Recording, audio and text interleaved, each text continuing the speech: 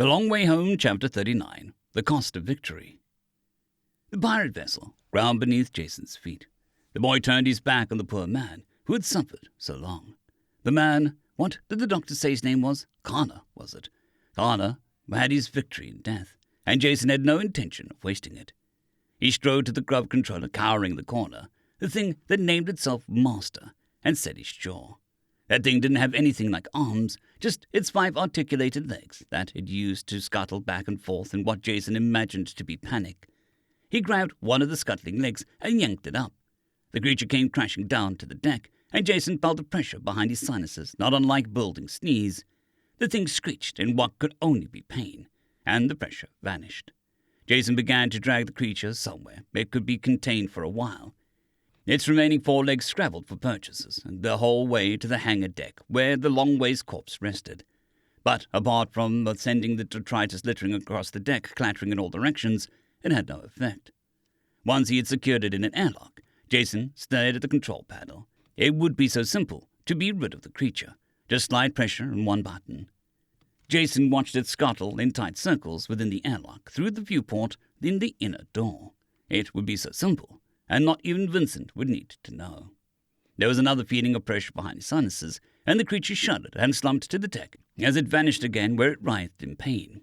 The boy keyed the intercom to tell it, "You know this doesn't work on Terrans. Your scientists did studies to try and make it work on us anyway. Stop trying. You'll only hurt the nerve cluster you call a brain." Jason keyed the intercom off again and turned his back to the airlock to survey the bay. Vincent had brought Connor's body with him as he followed Jason, and the boy leapt to clear the top of the rolling workbench to give the old man somewhere to lay the victorious dead in repose. Then Jason looked up from the man's body for the first time, saw Vincent's condition. "Uncle Vincent," he gasped as he darted around the table to seize the old man by the wrist. Vincent was battered. There was a persistent grimace on his face. His right ear was bloody, burned mess. He favored his left leg, and his breathing was shallow and wheezing.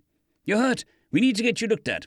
"Easy, Chief," Vincent wheezed. "I'm low on the priority list. First, let's check on Tran about the collar situation. If he's looking over Vi, we'll pull him off for those 3. Painkillers at least. Maybe see if we can get them unattached from the apparatus." Freed from the torture devices, Jason said flatly, as he ran his eye over the prisoners. "Then I want him to look at those 2 women, if he hasn't already. After that, I want him on Vi again. Then I want him to see what he can do to make sure none of the prisoners die. Then me. It's just triage." Jason felt almost like he'd been snapped. "No," he said fiercely. "Vi moves up ahead of the woman. They can walk, and they can follow instructions to self-treat. Vi can't. You move ahead of the pirates." Vincent looked at might object, and Jason interrupted. "Call it preventative maintenance. It might be a while before help gets here, and everybody will need you as fit as you can be, just like they need me. I'm worried that the woman might decide, well, you know. If they didn't take the last way out yet, I don't figure they'll do that now, that they're let out of the wretched excuse for a galley," Jason remarked before stating, "Besides, I don't think Dr. Cog is going to be much help in that direction. He's been blocking out things too long." "Jason, sometimes people do things that don't make much sense." "I know," Jason said. "I'll just put on my brave face and do what I do. People, things, like you say." "Jason," Vincent nearly whispered, and the boy frowned at the sorrow he heard in the sound of his own name from the man. Later. I promise I'll let you check me over later," Jason vowed. Vincent was feeling his age. He'd known that he was no longer a young man, but he never really felt that old either.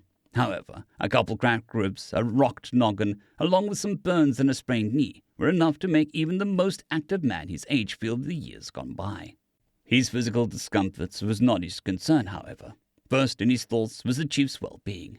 Vincent knew from the moment his sturdy little ship had been disabled that he'd need the boy's help, and now that he'd given that help, Vincent thought the boy had bitten off more than most men can stomach.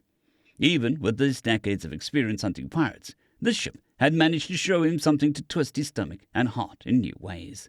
He could scarcely imagine the turmoil that the chief was going through. Next was Vi and her injury. He'd bumped her down on the triage list on account of the chief's first aid work, but he'd had a good point about the woman not being a life-threatening shape physically. Vi would want to comfort the chief, but with her back, no. That didn't bear thinking about. Not until Dr. Cog could tell them more. After her, Vincent worried about the other children. None of them were physically hurt, as far as he knew, but he suspected that the ordeal had put significant strain on their minds. of course. He wanted to help the woman too, but in the face of all the things assailing his little crew, it was hard to worry after strangers. All of that made it shockingly easy to let Chief drag him along to the boarding ramp of the Longways corpse, where she lay in no less victory than the freed man, Kana. He'd pushed his thoughts about his sturdy companion and oldest friend to the back of his mind, but seeing her there, inert, inactive, dead, brought them crashing back to the fore. Like all sailing Terrans, Vincent knew down in his bones that ships are alive. Otherwise, why give them names? She'd been his partner in grief and vengeance. She'd sheltered these children with less grumbling than himself, and these brief days of joy amidst peril had changed her yet again. Tears welled up in Vincent's eyes as the chief led him up the ramp, and he was shaken from his reverie by the sudden shift to standard light-wall gravity. There was an echo of the Longways' old hum here among her bones, and Vincent realized that she'd been powered and her life support systems were fully active. Chandra must have found a docking power cable somewhere. It felt almost like coming home when he stepped into the galley to find Chandra working to prepare food, while Isis Magdalene tied a sash around one of the freed woman's waists to hold a robe that looked suspiciously like it had been a blanket closed around her. The other woman knelt demurely in a similar robe. They were all getting on with the business of living. "Uncle Vincent," Chandra cried as she laid down her cooking utensils once more. "You're hurt." Then her eyes slid to Chief as she declared, "And you're exhausted. Sit down, both of you." "Where's Cadet?" Jason deflected. "In our cabin, watching the doctor with Vi. You know how he is with new people. Now sit." "I need to talk to Dr. Cog about something we found," Vincent told her as he suppressed a shudder. "There are people who need his help." Chandra put her lower hands on her hips and shook the accusing finger at the duo as she chided, "You're both at the ends of your lines, and you can't haul any more than you already did." "Tran," Vincent sighed. "I need to tell him. People need help. Just a quick word with the good doctor, and then you sit down and you let me take a look at those burns," Chandra ordered. "And Jason doesn't need to go along with you. He can sit." "Aye, ma'am," the chief said, and without preamble cast himself onto the floor, where he lay, saying, "I could sleep for days." Vincent made sure the boy could see him rolling his eyes at his boyish antics, since he thought that it would do him some good. He stepped over him to go to the girls' room. Behind him, Vincent heard Chandra say, "You could just sit on the couch like a normal person." "Too far," the chief muttered before asking, "Did the collars give you any trouble?" Vincent heard Chandra snort with derision and said, "They were simple. Even you could have gotten them off with a little time and the right tools. Bumblefingers." "Bumblefingers? Even me? I might not be a techwizard like you, but I'm not—" Vincent tuned their banter out with satisfaction to focus on the scene in front of him as he swung the door shut behind himself. Cadet was hunched in the corner of the narrow room with his blue feathers standing on end from head to toe, even under his shirt and trousers. Vincent's adoptive son peered at Dr. Cog, who was stooped over Vi's bunk, administering something with much fancier autodoser than he had, with open suspicion. Vincent was suddenly glad that he'd never bothered to throw out the UMCAS since he'd taken ownership for the Long Way, since without it, Vincent was sure that her life would have been in danger. "You'll see, here comes the large man with the gun, all shaggy and strong," Dr. Cog said to Cadet, who narrowed his eyes at the doctor. "He shall tell you that I was meant to do what I could do for your friend. Yes, and sorry, I don't recall if you told me your name." "Call me Vincent," the old man said, "but I have something else you need to do. You warned us about the painted woman and her tastes." "Yeah, 'tis true." "There are 3 boys in her room. They're alive. The Republic is on the way, but we're at the very edge of explored space. It could be a while. I want you to see if you're a doctor. They need help, and Vi's stable, but they're—" "The boys in that woman's room are not in danger of dying," Dr. Cog said as he straightened up. "She was herself once a talented surgeon. It's the only thing that explains what she can do to them. They are, however, very likely in pain, and I should think that you want me to try and extricate them from her devices." Vincent's hackles rose during the doctor's speech as his voice became flatter and his eyes became hollow as it went along. However, Vincent noticed that the doctor's hand switched straight to his throat and rubbed the skin there. "Vi here has a severe spinal injury. A good neurosurgeon might be able to help her regain use of her legs and tail. But for all our advancements in medicine, there is always a risk. I might not work. There might be complications. For now, the immobilization will prevent further damage, and I've administered some painkillers along with nanoswarm for diagnostic purposes. Time until we get help will determine if I need to move her into a more long-term immobilization bed equipped with sanitation fittings." Mr. Vincent, Vi called from her bunk as the sing-song voice of somebody feeling the effects of a very good painkiller. You're hurt. Have the doctor give you some stuff. I'm in the queue, sweetie, Vincent told her, and I think we'll get you out of that thing so that you can at least sit up soon. That would be nice, she said. Don't worry, everything feels good. Cadet, Vincent said as he turned to the boy, and was a little surprised to see him jump. Dad, you should at least do something about your ear. Cadet trailed off as his eyes slid away from the injury as he began to let his feathers lie flat again. Tran'll see me in a second. Do we have comms? Cadet tapped his talons on the floor and said with a significant look at the girl restrained on her bunk. Maybe. Head and check. See if you can get comms running. It might be amusing to watch R&I shipboard troopers barge in and find nothing to fight, but one of them might make a mistake. Being able to talk will help stop that from happening. Dad, what about me? I feel good. I'll make sure someone comes to keep her company. Maybe I'll drop the chief off in the top bunk. How is Jason? Vi asked, care and concern cutting through her drugged haze. Tired, Vincent answered. Upset. Angry. He didn't get hurt, but he saw some things. Oh. The comms, Cadet. Okay, the Avon boy reluctantly agreed as he made his way to the bedroom door. Maybe Max the Loyal himself will show up. He's Jason's dad, after all. Jason knew just what his little cousin was up to. Little no longer, he supposed. There was something about that thought that he didn't like exactly. He couldn't quite pin the feeling down to get the right look at it. Instead, he had appreciated that Trandre was showing him that he was still himself. It was a good thing to remember after what he'd seen. There was work to do, always work to do. But Trandre was right. He was at the end of his line, practically dangling in his wake, or maybe flapping in the wind. He suddenly missed the bustling ebb and flow of the life at home aboard among the star-tides of his sing. More than he normally missed home anyway. Home, where his mom and dad spent time with him when they were on leave, where Nana and Pap-Pap were unrelentingly good, her uncles and aunts and cousins all knew his name, and more importantly, knew him. He was so close to home again. You got no cause to call me clumsy, Jason scoffed, or rather tried to scoff. He was pretty sure that he'd sounded tired and relieved despite his efforts. I'm not the one who dropped the rifle on the range. That doesn't count, Trandre insisted. I wasn't ready for the recoil. That's totally different from ruining another solder job.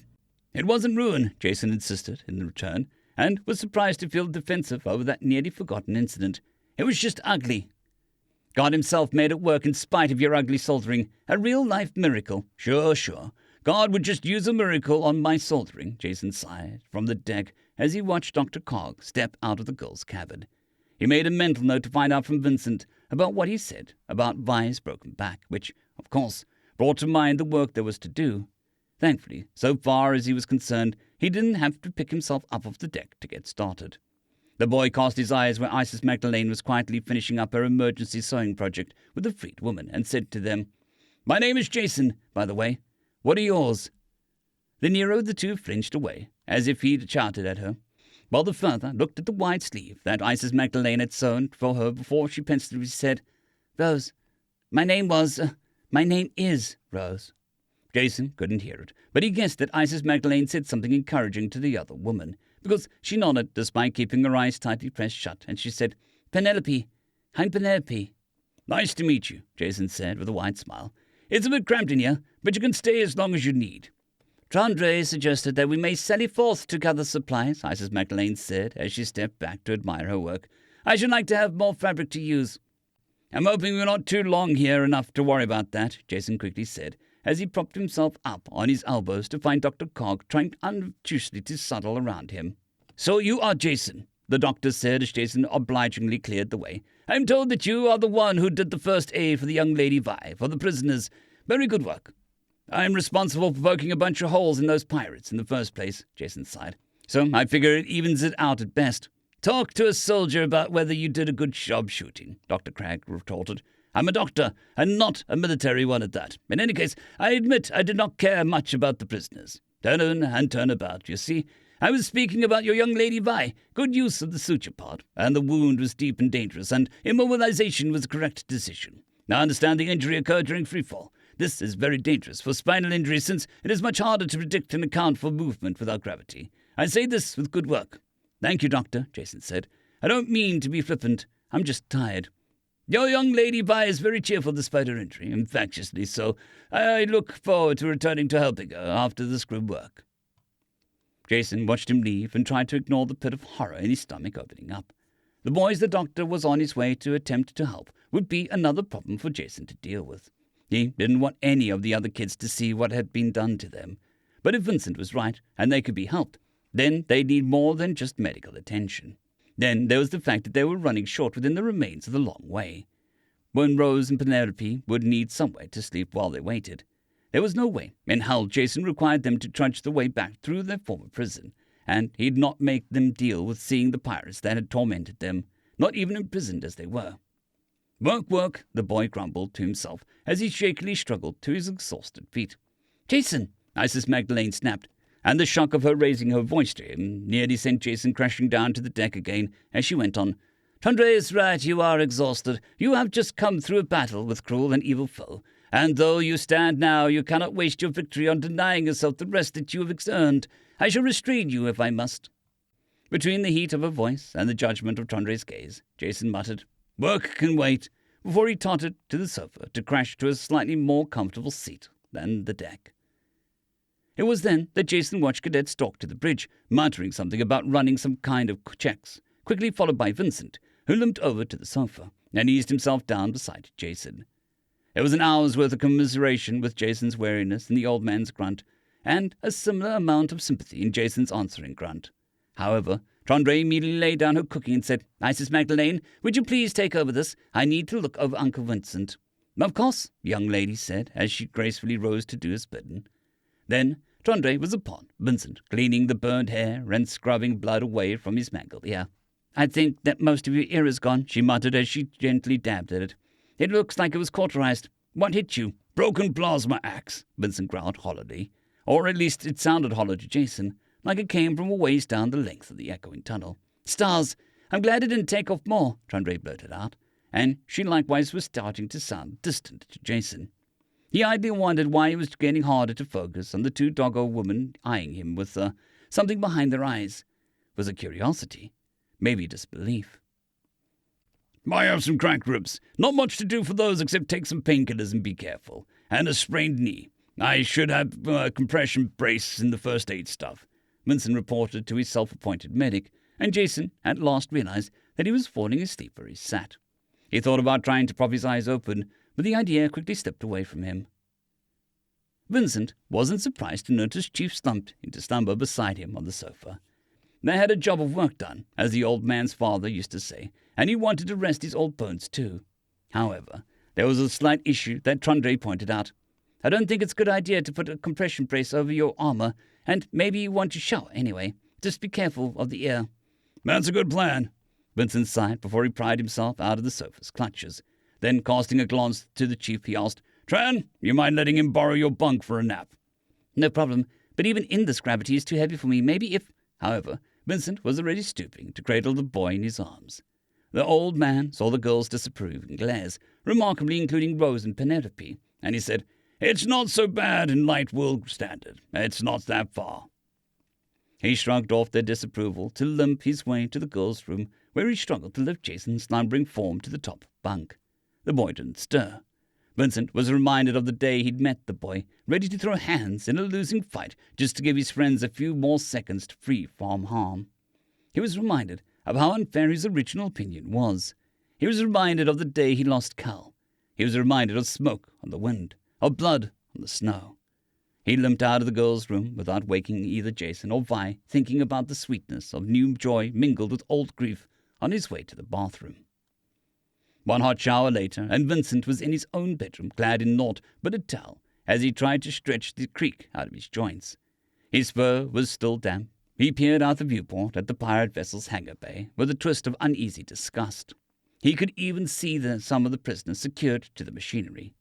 Vincent had never developed the patience to blow dry his entire body. At this age, it was unlikely he'd start. Finding the creaking marginally alleviated, Vincent began to select his clothes. But he was interrupted by a cough at the door. He turned to see one of the women leaning against the door jamb. His eyes flicked to her shaven legs as it slid evocatively from the closure of her robe.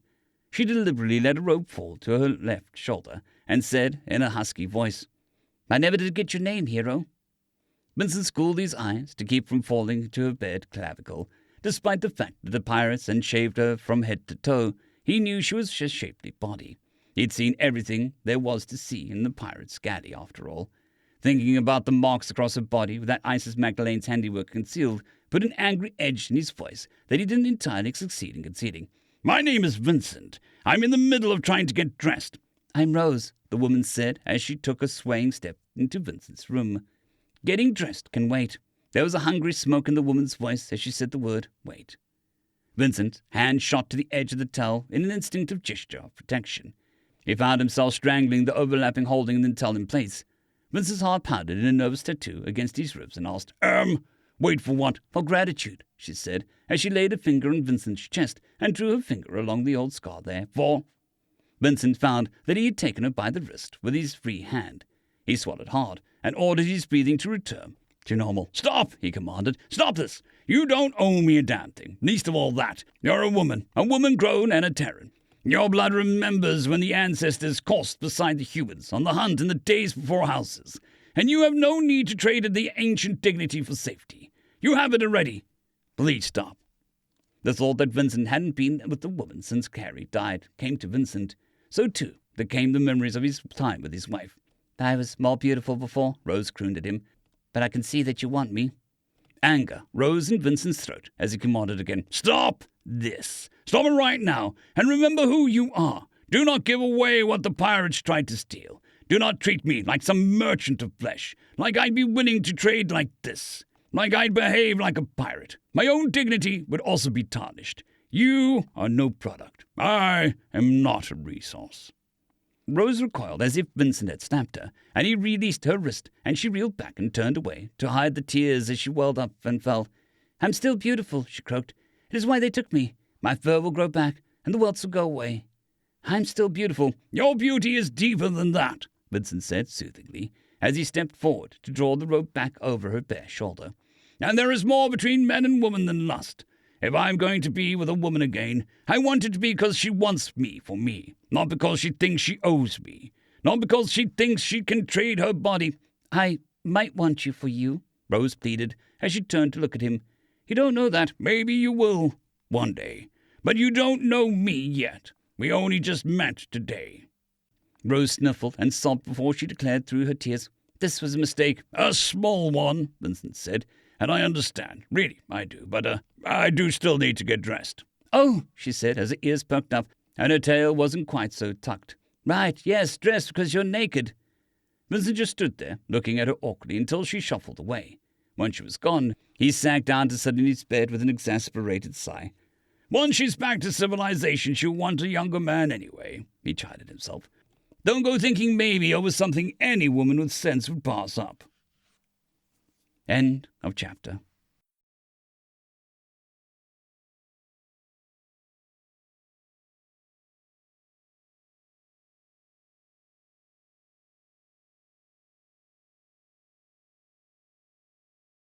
I'd greatly like to thank our Tier 5 channel members, Caspar Arnholtz, John Creighton, Manatharia, 050, Dragzoon WRE, and Elijah Silvercross. Thank you very much.